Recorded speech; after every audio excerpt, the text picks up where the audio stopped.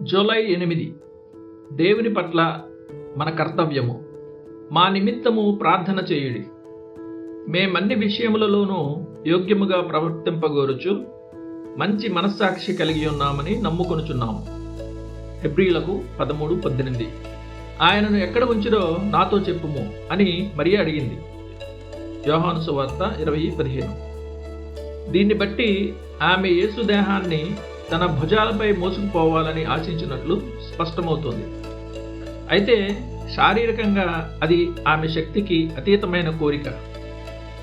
ఆమె వీపు బలము కంటే ఆమె హృదయంలోని ప్రేమే ఎంతో బలంగా ఉంది. విశ్వాసంలో ఉండే పరిశుద్ధత అనే సూత్రం కూడా అంతే. తాను కనీసం కదల్చలేనట్లుగా అనిపించే ఒక దైవిక కర్తవ్యాన్ని సైతం నెరవేర్చడానికి అది అతన్ని ప్రేరేపిస్తుంది. ఆ పని సంపూర్ణంగా జరగాలనే ఆశ అతడి పూర్ణ హృదయంలో బలంగా ఉంటుంది. కానీ ఆచరణలో అతడు కొద్దిపాటి ప్రయాసనే చేయగలుగుతాడు. పౌలు తన సొంత భక్తి జీవితాన్ని తన క్రియల సంపూర్ణతను బట్టి కాకుండా తన సంకల్పం మరియు ప్రయాసలలోని యథార్థతను బట్టి ఇలా వివరించాడు. మా నిమిత్తము ప్రార్థన చేయుడి.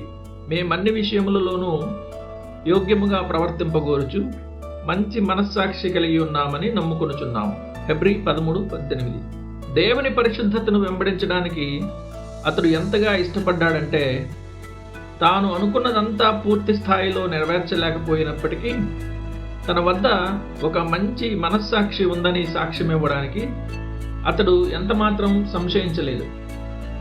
దేవుడు ముడిపెట్టిన దానిని నిజమైన పరిశుద్ధత ఎన్నడూ విడదీయదు. దేవుడు ఈ ఆజ్ఞలన్నీ వివరించి చెప్పాను. నిర్గమకాండము 21. అక్కడ దేవుడు తనను గురించిన 4 ఆజ్ఞలను, తోటి మనుషుల గురించిన 6 ఆజ్ఞలను కలిసికట్టుగానే అనుగ్రహించాడు. కాబట్టి పరిశుద్ధపరచబడిన ఆత్మ దేవుడు రాసిన ఒక్క పదాన్ని కూడా దాటవేయాలని గాని తుడిచివేయాలని గాని కోరుకోదు. దేవుని సంపూర్ణ చిత్తాన్ని నెరవేర్చేదిగా ఉండడానికే ఆరాటపడుతుంది. దేవునికి మరియు మనుషులకు, మొదట దేవునికి, అటు తరువాత మనుషులకు పరిశుద్ధపరచబడిన జీవితం యొక్క క్రమం ఇదే. మాసిదోనియా పౌరులు మొదట ప్రభువునకును దేవుని చిత్తము వలన మాకును తమ్మును తాము అప్పగించుకున్నారని పౌలు చెప్పాడు.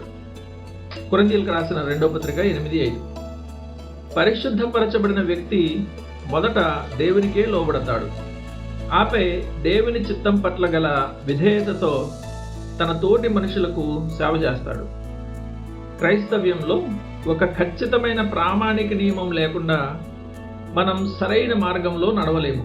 తప్పుడు నియమాన్ని పెట్టుకుంటే అసలు జీవించలేము. దేవుని వాక్యం తప్ప మరే ఇతర ప్రమాణమైనా అది తప్పుడు నియమమే అవుతుంది. ధర్మశాస్త్రమును ప్రమాణ వాక్యమును విచారించుడి. ఈ వాక్య ప్రకారము వారు బోధించని ఎడల వారికి అరుణోదయము కలుగదు. యెషయా 8:20. దేవుని వాక్యం ఆజ్ఞాపించేది ఏదైనా అది దేవుని ఆత్మ యొక్క నియమమే ఉన్నది. అలా కాకుండా దేవుని వాక్యానికి వెలుపల ఉండే సందేహాస్పదమైన లేదా అన్యమైన కల్పిత పరిశుద్ధత అనేది అసలు నిజమైన పరిశుద్ధతయే కాదు.